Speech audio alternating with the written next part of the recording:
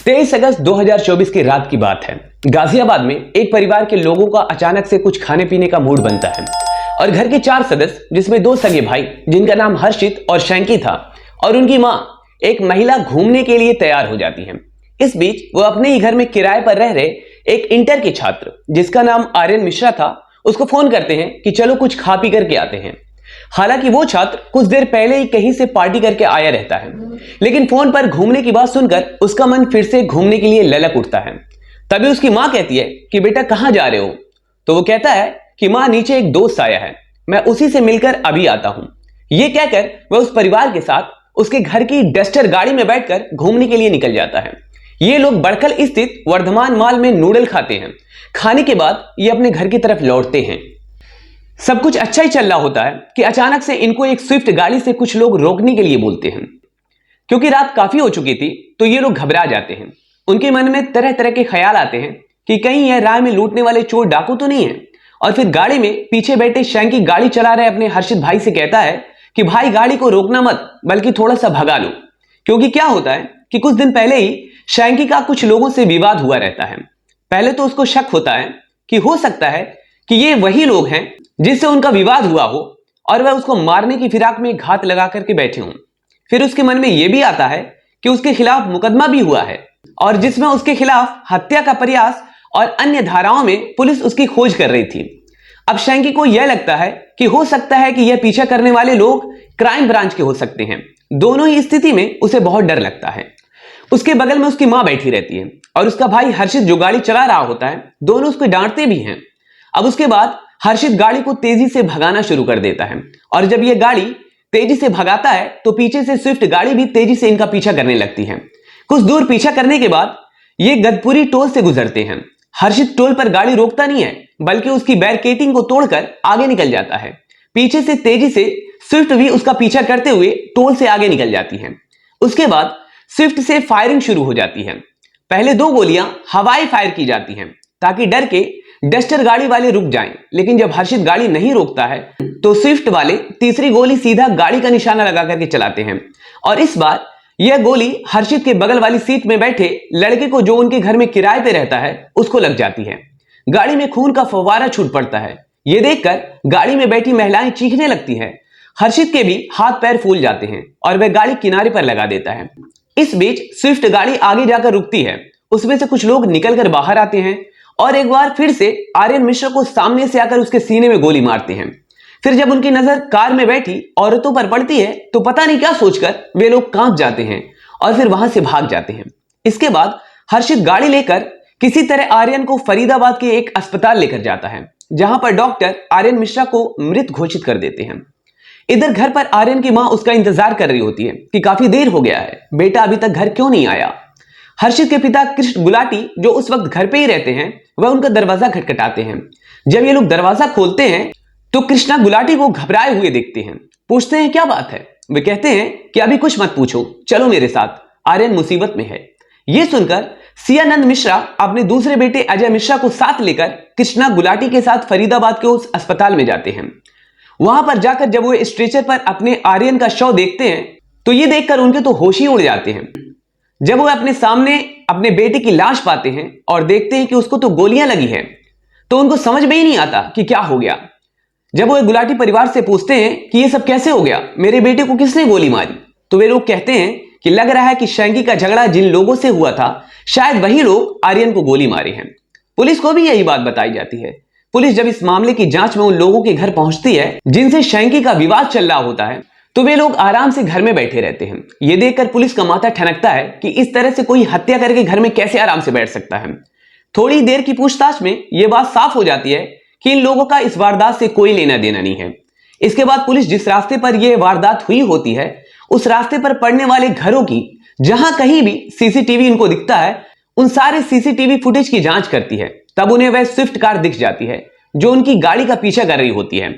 इसमें से उनको उस गाड़ी का नंबर मिल जाता है। जांच में पता चलता है कि यह गाड़ी किसी अनिल कौशिक की है। उसके बाद पुलिस अनिल कौशिक के घर पहुंचती है और अनिल कौशिक को हिरासत में ले लेती है और जब सख्ती से पूछताछ करती है तो अनिल कौशिक पूरे रहस्य पर से पर्दा उठाता है। वह पुलिस को बताता है कि उसने एक अवैध हथियार से आर्यन मिश्रा को गोली मारी है।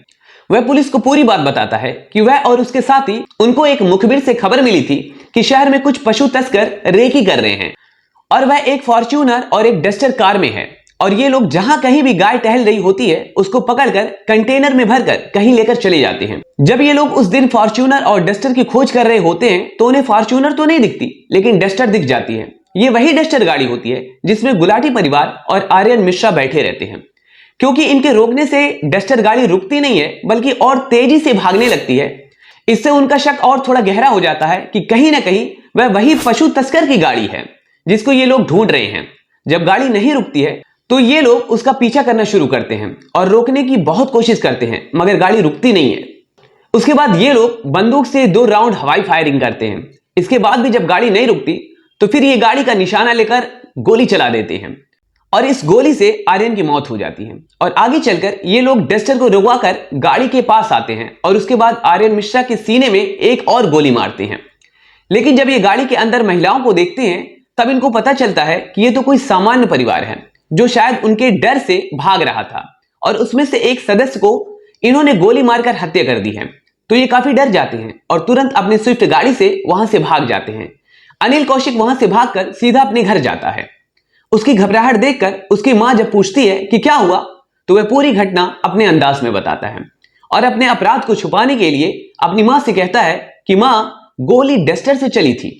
पुलिस अनिल कौशिक के घर से अवैध बंदूक और हत्या में प्रयुक्त गाड़ी को भी बरामद कर लेती है। उसके बाद उसकी निशानदेही पर बाकी सभी लोगों को हिरासत में ले लिया जाता है और जब इसकी सूचना आर्यन मिश्रा के पिता को दी जाती है तो आर्यन मिश्रा के पिता उस वक्त प्रयागराज में होते हैं। जब उनको पुलिस अनिल कौशिक और उसके साथियों की गिरफ्तारी के बारे में बताती है तो वे जेल में आकर अनिल कौशिक से पूछताछ करते हैं। अनिल उनके पैरों में गिर पड़ता है और कहता है कि मैंने जानबूझकर आपके बच्चे को नहीं मारा, मुझे लगा पशु तस्कर हैं और मैंने उसको मुस्लिम समझकर गोली चलाई थी। अनिल कौशिक बताता है कि अक्सर तस्कर काली खिड़की वाली कार में ही चलते हैं और डस्टर कार की खिड़की भी काली रहती है जिससे वह लोग यह नहीं देख पाते कि कार के अंदर कौन है और उसने वहां पर गोली चला दी। अनिल कौशिक कहता है कि उसे एक ब्राह्मण की हत्या का पछतावा है। लेकिन जब सियानंद मिश्रा उससे पूछते हैं कि आप एक मुस्लिम को क्यों मारेंगे, सिर्फ एक गाय के कारण? आप कार के पहिए पर भी गोली चला सकते थे या पुलिस को बुला सकते थे, आपने कानून अपने हाथ में क्यों लिया? और दूसरी बात, जब आपने एक गोली मार ही दी थी तो आपने दूसरी गोली क्यों चलाई? कौशिक के पास इसका कोई जवाब नहीं था। इस घटना के सिलसिले में एनडीटीवी से बात करते हुए फरीदाबाद पुलिस के सहायक पुलिस आयुक्त अमन यादव ने कहा कि उनके पास अभी कोई ठोस सबूत नहीं है कि अनिल कौशिक और अन्य गौरक्षक हैं या ऐसे किसी संगठन से जुड़े हैं।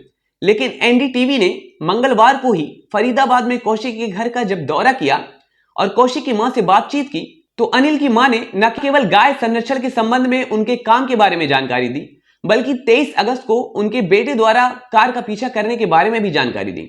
उन्होंने कहा कि हां, मेरा बेटा उस रात उस कार का पीछा कर रहा था। उसने मुझे बताया कि उसे लगा कि कार में पशु तस्कर हैं, लेकिन उसने मुझे यह भी कहा कि गोली डस्टर से चली थी। मेरे बेटे ने कोई गोली नहीं चलाई। मुझे नहीं पता आर्यन मिश्रा को कैसे गोली लगी है। मेरा बेटा निर्दोष है। लेकिन एनडीटीवी ने अनिल कौशिक के घर के परिसर में 2 गाड़ियां भी खड़ी देखी। पहली एक महिंद्रा बोलेरो जिस पर गौ रक्षक दल लिखा था, जबकि दूसरी एक गाय एम्बुलेंस थी जिस पर कौशिक का नाम और ली फॉर नेशन लिखा था। ली फॉर नेशन के कार्यालय का पता फरीदाबाद में पार्वती कॉलोनी में है और एनडीटीवी को वहां बाहर कौशिक प्रॉपर्टी का बोर्ड लगा हुआ भी मिला।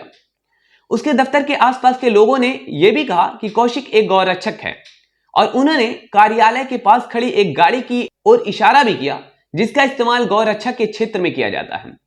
आर्यन मिश्रा के पिता से जब बात की गई तो वे बोले कि उनके बेटे की हत्या में शामिल 5 लोगों को पुलिस हिरासत में ले चुकी है। वह पुलिस की कार्रवाई से संतुष्ट हैं, लेकिन उनके मन में अभी भी कई सवाल आते रहते हैं कि उस दिन गाड़ी में जब 5 लोग थे तो गोली उनके ही बेटे को क्यों लगी, और जब उतरकर वह लोग दोबारा आए तो मेरे बेटे को तो गोली लग चुकी थी, उसी को फिर दोबारा क्यों गोली मारी गई, किसी और को क्यों नहीं गोली मारी गई। उनका कहना है कि इन गौ रक्षकों को गोली मारने का अधिकार किसने दिया। आर्यन मिश्रा की मां का भी कहना है कि क्या अगर कोई मुस्लिम ही होता तो क्या उसको गोली मारना सही होता? आपको चाहिए था कि आप पुलिस को इन्फॉर्म करते, आगे पुलिस अपना कार्य करती। अब आर्यन मिश्रा के पिता सियानंद मिश्रा कहते हैं कि वह अब हरियाणा में नहीं रहना चाहते, वह अपने गांव वापस जाना चाहते हैं। वह काफी डरे हुए हैं और उनको अभी भी दाल में कुछ काला नजर आता है। वे कहते हैं कि उनके सबसे बड़े बेटे अजय मिश्रा ने गुलाटी परिवार को 4,15,000 रुपए दिए थे और उसके बदले में एक एग्रीमेंट हुआ था जिसमें गुलाटी परिवार ने अपने घर की तीसरी मंजिल उनके बेटे के पास गिरवी रख दी थी, जिसमें मिश्रा परिवार रहता था। लेकिन अब शियानंद मिश्रा कहते हैं कि उस दिन उनका एक बेटा उनके साथ गया और वह मर गया। अब उनको अपनी जान का भी खतरा लग रहा है, कहीं उनको भी उनके बेटे की तरह न मरवा दिया जाए। इसलिए वो चाहते हैं कि पुलिस उनका 4,15,000 रुपए गुलाटी परिवार से दिलवा दे ताकि वे पूरी तरीके से घर छोड़कर वहां से चले जाएं। आर्यन मिश्रा के बड़े भाई अजय मिश्रा ने व्हाट्सएप पर अपने भाई को इंसाफ दिलाने के लिए न्याय नाम का एक व्हाट्सएप ग्रुप बनाया है जिसमें हजारों लोग जुड़ चुके हैं। पुलिस की जांच चल रही है और पुलिस जांच के बाद ही सारी सच्चाई सामने आएगी। हमने ये तमाम बातें अखबारों और मीडिया चैनलों से जुटाई हैं। आप अपना ख्याल रखिए। जय हिंद, जय भारत।